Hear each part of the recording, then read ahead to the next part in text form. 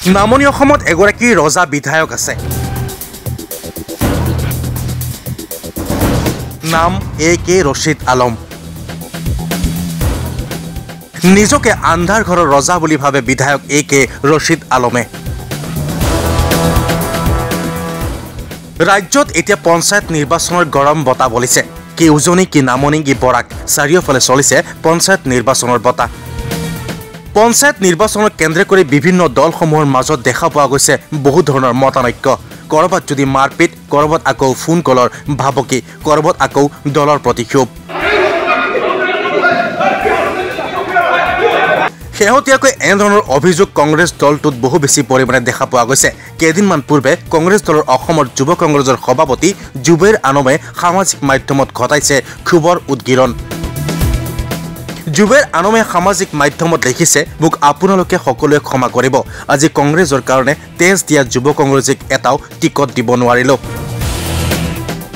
কংগ্ৰেছৰ বাবে তেজ দিয়া যুৱ কংগ্ৰেছে টিকট নাপালে বুলি ক্ষোভ উজাৰিছে অসম যুৱ কংগ্ৰেছৰ সভাপতি জুবেৰ আনমে। কেৱল জুবেৰ আনমেই নহয়, এইবাৰ গোৱালপাৰা জিলাৰ গোৱালপাৰা পূব সমষ্টিৰ এজন যুৱকে কেমেৰাৰ আগত হুক হুকাই কান্দি বিধায়ক A.K. ৰছিদ আলমৰ বিৰুদ্ধে আনিছে ভয়ংকৰ অভিযোগ। চকু পানী ঢুকিছে, বহুত বেয়া লাগিছে। তাৰমানে ইমান দিন দল কৰিছে, ক'বলৈ ভাষা নাই আৰু। কংগ্ৰেছৰ এনেকুৱা অৱস্থা হলে কি হ'ব? 26 ইলেকশ্যন আহি আছে। পঞ্চায়ত টিকটৰ নামত বেপাৰ কৰিছে বিধায়ক A.K. ৰছিদ আলমে। জিলা পৰিষদ টিকটৰ বাবে ধন লাগে 20 লাখ টকা দিব নোৱাৰা টিকট নিদিলে বিধায়কে। খুজিছিল, দিব পৰা নাই। মই জিলা পৰিষদ টিকট 5 নং নৱাগত চিমুতলা জিলা পৰিষদ আপোনাৰ 30 লাখ টকাৰ বিনিময়ত টিকটটো দি দিছে। 20 লাখ দিব নোৱাৰিলে। মই 20 লাখ দিব নোৱাৰিলে। মই কৈছো মই দল কৰো, মই টিকট দিব নোৱাৰিম, পইচা টিকট ল'ব নোৱাৰিম। কোনে বিচাৰিছিল আপোনালোকৰ পইচা? বিচাৰিছে তোৰ শংকু বাংগুৱে বিচাৰিছিল।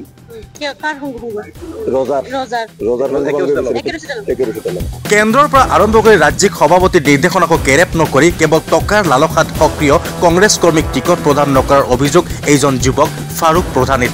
মোৰ নাম নেশ্যনেল প্ৰেচিডেণ্ট লিখি দিছে, ভূপেন বৰা লিখি দিছে, তথাপি ৰজা মনা নাই, বিধায়কে মনা নাই। পইচা দিয়া নাই, আপুনি পইচা দিব পৰা নাই। ছাত্ৰ জীৱনৰ পৰাই কংগ্ৰেছ দল কৰা যুৱকজনে আজি টকা দিব নোৱাৰাত নাপালে জিলা পৰিষদৰ টিকট নোপোৱাৰ পাছতেই ক্ষোভ উজাৰিলে ফাৰুক প্ৰধানীয়ে। বিধায়ক A.K. ৰছিদ আলমে কেনেদৰে পঞ্চায়ত নিৰ্বাচনক কেন্দ্ৰ কৰি টকাৰ ব্যৱসায় চলাইছে যুৱকজনৰ মন্তব্য শুনক। অসন্তুষ্টি মানে আমাৰ যিবিলাক দলীয় নেতা কৰ্মী, বেছি ক'ব লাগে 1 নম্বৰ আমাৰ গোৱালপাৰা পূব সমষ্টিৰ ৰজা বুলি কয়। সি নিজকে ৰজা বুলি ভাবে। তেওঁৰ নাম আপোনালোকে নিশ্চয় গমেই পায় কোন ৰজা হয় তেওঁ। আৰু আমাৰ এতিয়া ক'ব গ'লে হেঁপা বুলি কয়, হেঁপা মানে যিজন হ'ল আমাৰ বৰ্তমানৰ সাংসদ ৰকিবুল হুছেইন। এই দুইজন মিলি আমাৰ গোৱালপাৰা জিলাত আৰু একজন আছে লগতে মদাহী বুলি কয়, মদাহী দিগন্ত কুমাৰ মেধি জিলা সভাপতি। তেওঁলোকৰ নেতৃত্বত যিবিলাক মানুহে কংগ্ৰেছ কৰাই নাই, বহুত টকাৰ লেনদেনত কংগ্ৰেছ টিকট দিছে। আমি ইমান দিন ধৰি দল কৰি আছো। আজি NSY জিলাৰ সম্পাদক আছিলো, NSY ব্লক প্ৰেচিডেণ্ট আছিলো, NSY পৰা কলেজ ইউনিট প্ৰেচিডেণ্ট আছিলো, জেনেৰেল ছেক্ৰেটাৰী আছিলো। এতিয়া কি কৰিব দিছিল? এতিয়া মই গোৱালপাৰা ইষ্ট LAC সমষ্টি প্ৰেচিডেণ্ট। খুব দুখ লাগিছে, কি কম মানে ইমান দিন ধৰি দল কৰিছো, দুখৰ বিষয়। টিকটৰ দৰদাম উঠিছে। মোৰ পৰা 20 লাখ খুজিছিল, দিব পৰা নাই। মই জিলা পৰিষদ টিকট 5 নং নৱাগত চিমুতলা জিলা পৰিষদ আপোনাৰ 30 লাখ টকাৰ বিনিময়ত টিকটটো দি দিছে। 20 লাখ দিব নোৱাৰিলে। মই 20 লাখ দিব নোৱাৰিলে। মই কৈছো মই দল কৰো, মই টিকট দিব নোৱাৰিম, পইচা টিকট ল'ব নোৱাৰিম। কোনে বিচাৰিছিল আপোনালোকৰ পইচা? বিচাৰিছে তোৰ শংকু বাংগুৱে বিচাৰিছিল।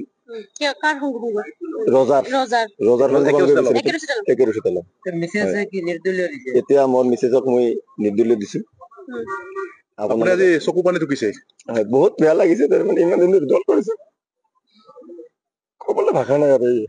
কংগ্ৰেছৰ এনেকুৱা অৱস্থা হলে কি হ'ব? 26 ইলেকশ্যন আহি আছে।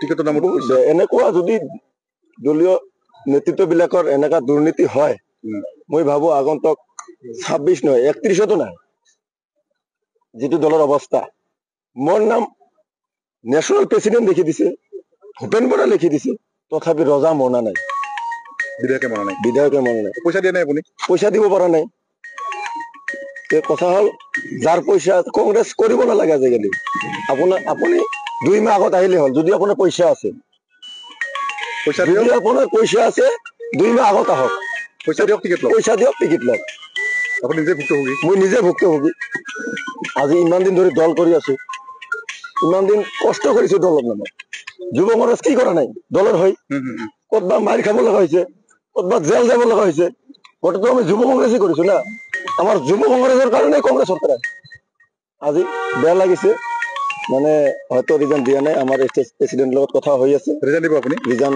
অতি শীঘ্ৰে ভাবিছো আমি মোটামুটি যিমানখিনি আছো মোৰ লগত সমনীয়াৰ লগত আলোচনা কৰি এটা দিন ধাৰ্য কৰিম আপোনালোকক কংগ্ৰেছৰ টিকেটৰ ৰেট কিমান মান চলছে এটা 30 পৰা 50 জেপিসি আৰু এপি মেম্বাৰ তাৰ 20 লাখ টকা বহুতে দিছে বহুত কোটি টকা ইনকাম কৰিছে কোটি নহয় মোটামুটি আপোনাৰ 10 কৰোৰৰ ওপৰত কামাই কৰিছে টিকেটৰ নামত এতিয়া আমি মানে টিকট পইচা দিলে টিকট পাব পইচা নিদিলে টিকট নাপাব দলৰ লগত কথা নাই আপুনি যাহে 20 বছৰ না 30 বছৰ পুৰণা কৰ্মী হলে আপুনি টিকেট নাপায় যদি আপোনাৰ পইচা আছে কালি আহক আজি লৈ যাওক টিকেট যেনেকৈ আপোনাৰ যোৰহাটত কি আছে এসএমএ আপোনাৰ যেটো আমাৰ কি ইলেকশন হৈ গল বাই ইলেকশন আমাৰ গৌৰৱ গগৈ ডাঙৰীয়া যেটো কেন্দ্ৰীয় দিছিলে তেওঁ তো